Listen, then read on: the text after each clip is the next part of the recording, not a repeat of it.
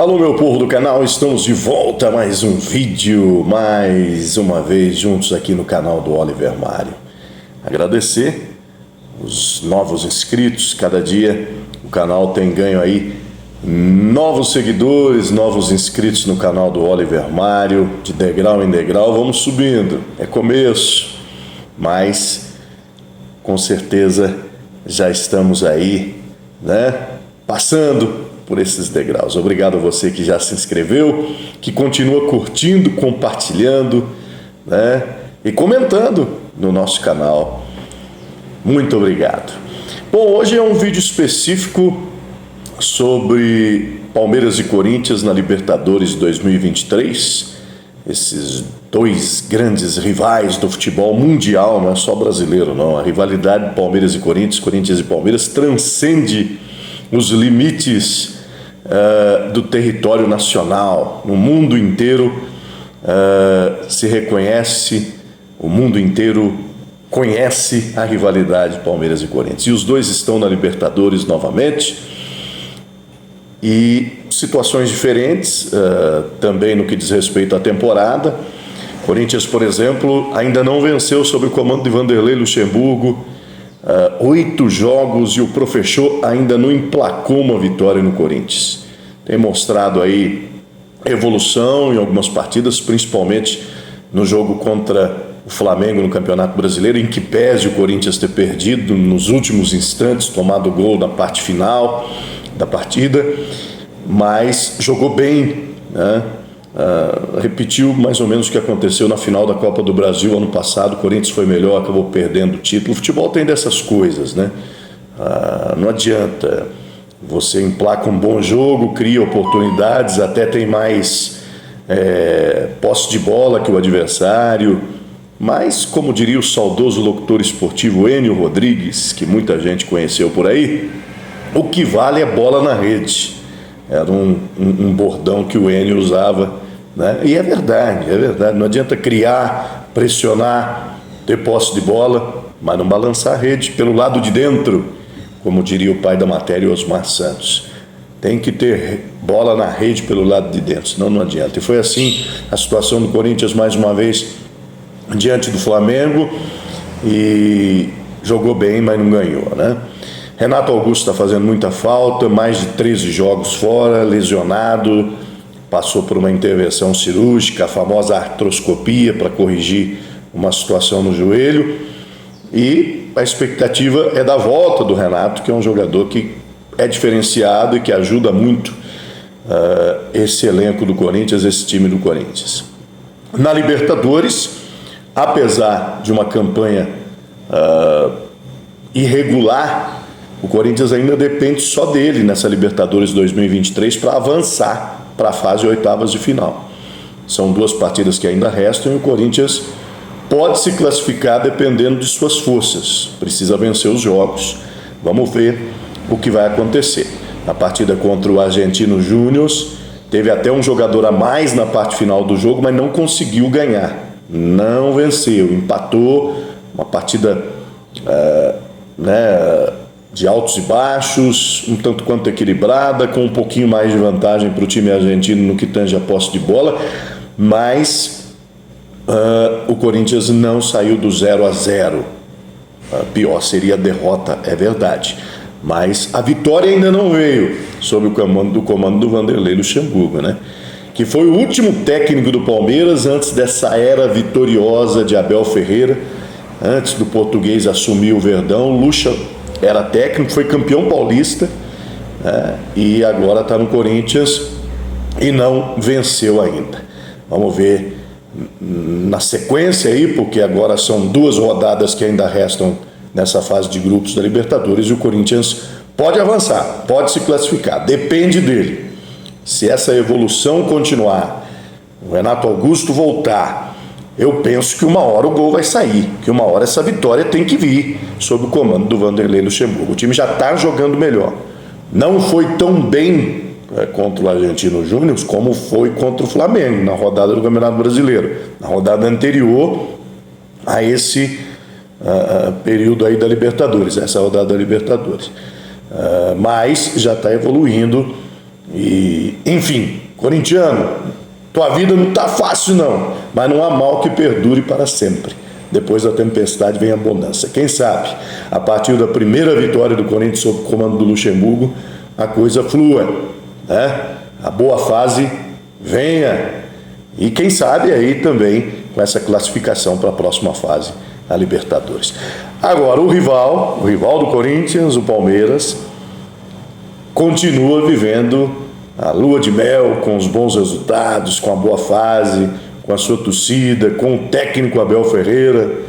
3-0 no Cerro Porteño, jogando no Paraguai nessa rodada aí da Libertadores que nós estamos comentando um pouquinho hoje aqui nesse vídeo em relação ao Palmeiras e Corinthians, né?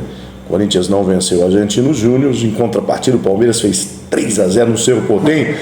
O Cerro Porteño foi o time que o Palmeiras mais enfrentou em toda a sua história na Libertadores. E é o maior freguês do Palmeiras. É o time que mais o Palmeiras venceu na Libertadores também. E o Rony se tornou o maior artilheiro do Palmeiras aí na Libertadores, com o gol marcado no confronto diante do Cerro Porteño. 3-0. O Cerro teve um jogador expulso logo no começo. Isso realmente altera a situação. Muda todo o planejamento. 12 minutos do primeiro tempo, você perdeu um jogador diante de um time da qualidade do Palmeiras, realmente fica inviável, a conta não fecha, né? E foi assim, a partir do momento em que o Cerro ficou com um jogador a menos, o Palmeiras aproveitou, fez 3-0, né? O Rony participou de todos os gols, marcando o seu gol também, né? Enfim, o Arthur fez 2 gols. O Arthur que vem se identificando cada vez mais com esse jeito do Abel Ferreira jogar, ele vem encontrando o seu espaço no Palmeiras nessa volta aí depois do empréstimo. E nos primeiros jogos titubeou um pouco, normal, mas agora vem deslanchando e vem ocupando esse espaço aí, vem realmente garantindo o seu lugar no time titular. 2 gols importantes contra o Cerro Porteño e o outro foi do Rony. O Palmeiras também teve um jogador expulso, o Richard Rios. Nesse jogo entrou, mas enfim, diferente do lance da expulsão do jogador do Cerro, o VAR não interferiu. O árbitro da partida, no primeiro momento, deu cartão amarelo para o jogador do Cerro Porteño, na entrada, né, na dividida. O pé ficou muito alto, aí o árbitro de vídeo recomendou a revisão, o árbitro central foi ao vídeo e viu a solada, né, viu que foi uma jogada mais dura e que a cor do cartão teria que ser outra. Ele anulou o cartão amarelo e deu o cartão vermelho para o jogador do Cerro Porteño. No lance da expulsão do Richard Rios, eu acho que o VAR também deveria ter recomendado o árbitro a revisão, porque ele expulsou o jogador do Palmeiras, mas o Richard tomou a falta, inclusive acho que a falta foi até marcada, tomou um empurrão. Mas aí sobra um braço, sobra uma mão para trás no movimento do jogador do Palmeiras que havia sido empurrado. E nem pega direito no rosto do jogador do Cerro. Mas enfim, o árbitro expulsou e aí o VAR não interferiu, mas isso também não interferiu na história do jogo. Mesmo igualando a situação aí, o Cerro não conseguiu vencer. Agora, mas tem uma coisa, quem viu o jogo, viu o resultado, 3-0 para o Palmeiras. Aliás, quem não viu o jogo, viu o placar 3-0, o Palmeiras deitou e rolou.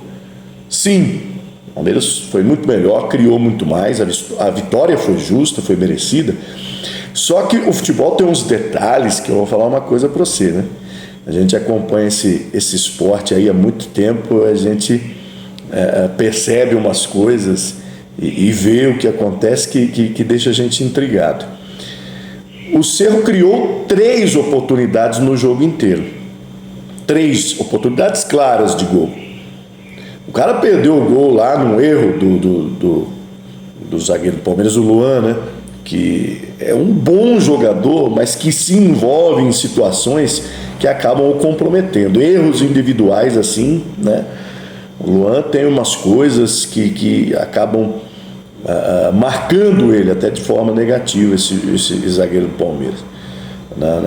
Naquele Mundial que o Palmeiras não chegou à final aí recentemente, que perdeu para o Tigres, o pênalti foi ele que cometeu. Na final do Mundial que o Palmeiras disputou contra o Chelsea, o pênalti que depois acabou culminando com o gol do título do Chelsea, teve o Luan envolvido na jogada, apesar que esse lance do Chelsea aí foi, né, se não tivesse VAR, tanto é que o árbitro não marcou, depois o VAR alertou, tá, foi mais discreto. Mas enfim, o Luan, que é bom jogador, repito, eu não acho ele mau jogador, um mau zagueiro, não, mas ele tem momentos, tem lances que ele se envolve que realmente o comprometem. Ele entregou 2 bolas, ele errou 2 bolas nesse jogo contra o Cerro, foi um negócio maluco, né?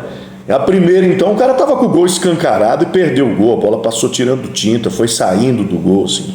Depois, no outro lance que ele perdeu, aí o Everton fez uma baita de uma defesa e salvou o Palmeiras. E teve um último lance ainda. Então, quer dizer, era 3-3, cara. Ou 4-3, porque o Rony também perdeu um gol quando estava 0-0, que o gol estava aberto, né? Ele perdeu também uma grande oportunidade, um gol feito. Então vamos lá, 4-3, se existe placar assim, real, placar, sei lá como a gente pode dizer isso, um placar que fosse verdadeiro, placar moral, não sei.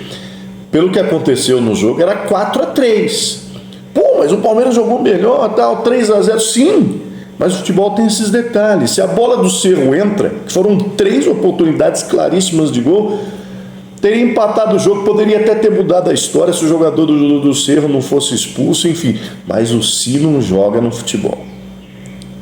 E o que aconteceu foi 3-0 para o Palmeiras, que praticamente encaminhou a sua classificação, né? Tá aí dividindo a liderança do grupo contra o Bolívar, que razoavelmente, né, vem fazendo uma campanha aí surpreendente, de certa forma, na verdade, uma campanha surpreendente.